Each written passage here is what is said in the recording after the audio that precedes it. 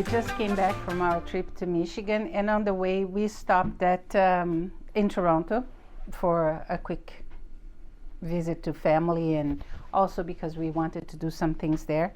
And one of the things that I wanted to do was to get some hand-dyed mohair for this alpaca that my friend Michelle gave me long ago. So I wanted to put it together just to brighten up the brown. And that's all I wanted to buy because I already bought a lot of yarn this year. So we were looking for some stores that I have already purchased online in Toronto. But we came, we looked at, on Saturday, this store would be open at 9. So we went there, and it's lovely knitting. It's an experience. You gotta go. If you are in Toronto, you gotta go. Even if you think you're not going to buy anything, you gotta go. Because it's just, I was speechless. I asked Mihai to film the store, and he wanted to do something like we did in Michigan so that I would interview the owner. I'm sorry, I didn't have much time. I had to go, and I was so overwhelmed that, you know, I didn't know what to get. So the owner is a very nice guy. You're gonna see later on, because Mihai was talking to him while I was lost in paradise. And but the first thing he did is Tito told me there is a room there that every ball is $5. So I went there and I got my first sweater quantity or more. That is my Debbie Bliss. These are 50 grams Cashmerino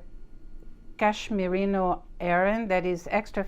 It is, in reality, it's 55 wool, 33% acrylic, and 12% cashmere. And it is very, very nice. I don't like the 33% acrylic, but it's okay. It's beautiful. So I got, this is my first purchase there. And then the second thing that I wanted to do is a Mary Wallen pattern that normally would use the fine tweed from, I forgot the name. But anyway, the problem is that that yarn is now out of production. And so I had my tablet with me, and I saw that this had 30 stitches per 10 centimeters, and that's what the other yarn required. So I'm gonna do a sample to do it. But anyway, what I did is I got all this, that is a sweater quantity to make it. So let me already put in my project bags, because I do like to have the yarn that I buy commercially in project bags. So this is one project, and I think I already found the pattern that I'm going to use with this wool, because I think I have enough for that, so it's going to be okay. I just have to do samples, and I know the gauge is different from what I want to use it for, but I will have to make some calculations. So this is for, I think it's Lovity or something like that from Mary Wallen. So this is another sweater container. And when I went there the first time, it's overwhelming. When you go the first time, it's just overwhelming. I got this yarn, but then I kept thinking, what else should I get? Like, I got 4 skeins of this color, and there was a yellow. I wanted a yellow more or less like this, and I couldn't find that in Opal or in this Footsie. This Footsie is made in China for diamond, and it's machine wash, so it should be superwash. Yes, it is 75 superwash wool, 25% polyamide. It's a sock yarn, it's Footsie, but I'm going to use it for the sweater. So I bought one extra beige, and I'm going to over dye it with the yellow so that I try to get something more or less like this. But I do have to make samples. If it doesn't work, I have a lot of sock yarn. What is okay. So we went there on our way to Michigan, and then I said, you know what, Mihai, I need one more skein of this, that I will overdye to do that. So we went back to the store, but this time I knew better. So the way it works is, when you get to the store, and we are going to put a link with the address here, you get in and you have like a display room. And in that display room, you find the yarn that you want, and you can then ask them to get the rest, or you go and get the rest in the warehouse. So it's a huge warehouse. It's just amazing. It's amazing. Like the first time I went there, I was lost because I went there and I couldn't see prices or anything. So that's what you do. So when you get in the store, to your left, there is this room with all the yarn that they have in little samples. And then you can go and ask for and search for what you want. If you go to the right, you have more yarn, and then there is a special room that is for hand-dyed yarn. So if you're looking for indie dyers, he has a bunch there. And then you go to the other room, and there is a special room that is the $5 balls, and these were $5 balls, as well as my Debbie Bliss. And if you don't find enough, you can get more from the back. So it's pretty amazing. It's pretty amazing. So the second time we went there, I was calmer, and I had seen this opal that I liked very much. And I didn't buy the first time because I thought I bought a lot. And I said, yeah, okay, I'll buy this. So I bought a sock yarn, and this is the opal 6-ply. And I like this because it's a little bit thicker. I have some opal 4-ply that is thin like this, but it's all right. So this is 75% wool and 25% polyamide. I don't know exactly what wool, but it's nice. And then I got this. This is not the softest, but it's not itchy. And I love this yellow. I love this yellow. So this is pure Donegal tweed. It's been a while that I wanted to use a tweed. So again, this one is made in Ireland. And let me see. It is, let me open one just to see what it is. Oh, this has two. Hand wash, lay flat to dry, so that's good. That means it's not super wash. I prefer not super wash. And I think it's just 100% wool. Yes, it is 100% wool. And it's 50-gram balls with 87 yards or 80 meters each. I really liked it. I think I'll have enough to do a sweater, I hope. So I bought a lot of grays, and then I got some of this. And I'm hoping I have left over to do some what you mean, some hats. So I have a lot of yarn to make hats, because all the leftovers from the sweater quantities I buy, I think I should make hats. I haven't started them yet. So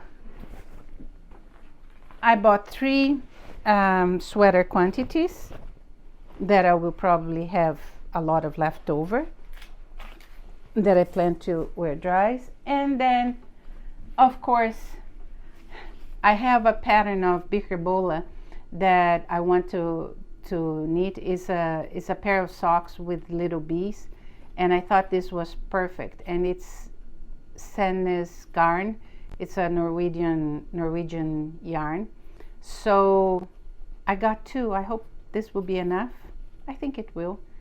And I'm happy. I have bought more of this in my shop here in Newfoundland, in St. John's. So I have enough. I can even make the cuff and heel and the toe part with another collar if I think this is not going to be enough.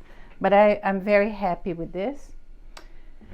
Then, okay, goes in a different pile. Then what I wanted was, the original idea was to get the mohair. He sells mohairs there too, but the mohair he had there was one color only, and I wanted something that had a color change, and I want to use with this. So he doesn't have now the hand-dyed mohair, but I'm sure he will soon, because he said he didn't know about that. So I think he will probably have, and it will be together with his Indie Dyer's stash. It's amazing. So this is what I want to do with this, because I thought, well, this way I use up my stash, right? And I'm becoming Stephen West Shaw fanatic, so I do. And the last thing that I bought was some stitch markers, because I've been losing my stitch markers right, left, and center. So I thought that this would be a good one to have and work with. But now that's all. I'll leave you with the film that Mihai did. I hope you enjoy. I hope you have a nice time. And I totally think that if you are in Toronto, you have to go there, because it's an experience, and you have to go more than once, because the first time is overwhelming. Now, you know, just have fun. Thank you for watching. Bye.